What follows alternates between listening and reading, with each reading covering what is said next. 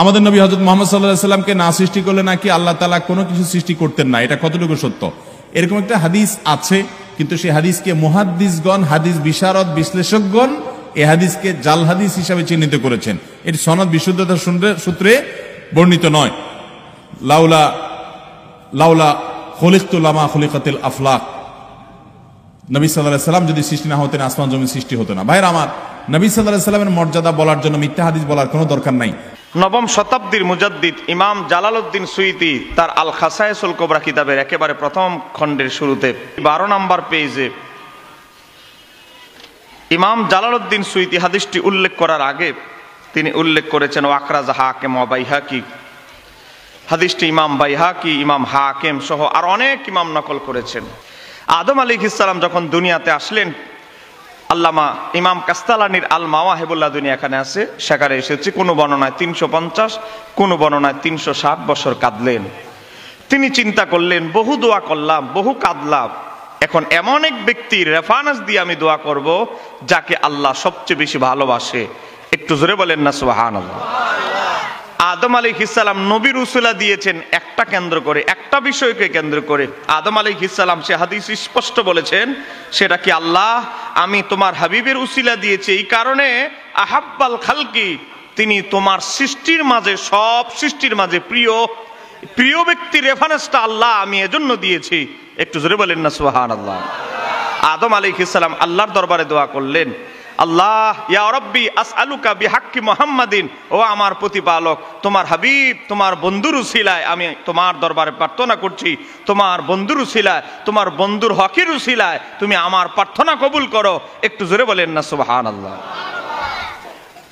দোয়া কবুল হলো কি হলো না এই প্রসঙ্গ আল্লাহ আনলেন দ্বিতীয় ধাপে।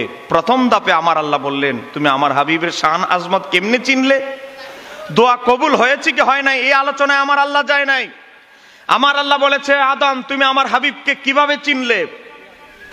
আদম আলাইহিস সালাম বললেন, মাওলা তুমি আমাকে সৃষ্টি করার পরে আমার দেহের ভিতরে যখন রু দিলে, রু দেওয়ার পরে আমার মাথা যখন উত্তোলন করলাম, সর্বপ্রথম আমি যখন মাথা উত্তোলন করলাম, ফারাআইতু আমি আমার দুই নয়নের চোখে দেখেছি। স্বপ্নে দেখার কথা আদম নবী বলে নাই, যে আমি ঘুমের ঘরে দেখেছি, হৃদয় দিয়ে দেখেছি, এই কথা বলে নাই। আমার মাওলা বলেছেন ফারাআইতু আমি দেখেছি, নিজের চোখে দেখেছি। কোথায় দেখেছি? আলা কাওয়াকিমিল আরশি, আরশের পায়ায় লেখা, মাকতুবান লেখা লা ইলাহা ইল্লাল্লাহু মুহাম্মাদুর রাসূলুল্লাহ সাল্লাল্লাহু আলাইহি ওয়াসাল্লাম। এ মাওলা আমার দেহের ভিতরে যখন প্রাণ দিলে তখন আমি দেখেছি আরশের পায়ায় তোমার হাবিবের নাম লেখা। আমার আল্লাহ বলে, তার নাম লেখা দিয়ে বুঝলাটা কি? আদম নবী বলে, তোমার পাশে নাম লেখা দেখে আমি একটা জিনিস বুঝেছি। জিনিসটা কি? আদম আলাইহিস সালাম বলে, সেই জিনিসটা হলো, ও মাওলা সেই জিনিসটা হলো ফালিমতু আমি জেনে গিয়েছি, আমি বুঝে গেছি। কই কি বুঝে গেছো? আন্নাকা নিশ্চয় তিনি তোমার সৃষ্টির ভিতরে তাজিফু ইলা ইসমিকা তোমার নামের সাথে যার নাম লিখেছো, ইল্লা আহাব্বাল খালকি ইলাইকা তোমার কাছে যদি সেই ব্যক্তি সবচেয়ে বেশি প্রিয় না হতো তার নাম তোমার পাশে লেখতা না। তিনি কুল মাখলুকাতের সবার চেয়ে বেশি প্রিয়, এই কারণে তার নাম মোবারক তোমার পাশে খোদাই করে লিখেছো।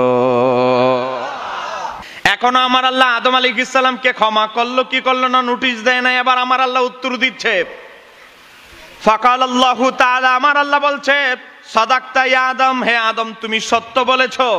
হে আদম তোমার বক্তব্য, তোমার অনুধাবন সবই সঠিক।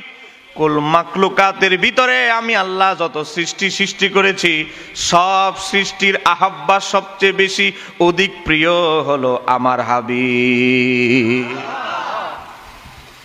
এবার আসেন আদম আলাইহিস সালামকে আমার আল্লাহ ক্ষমা করলেন।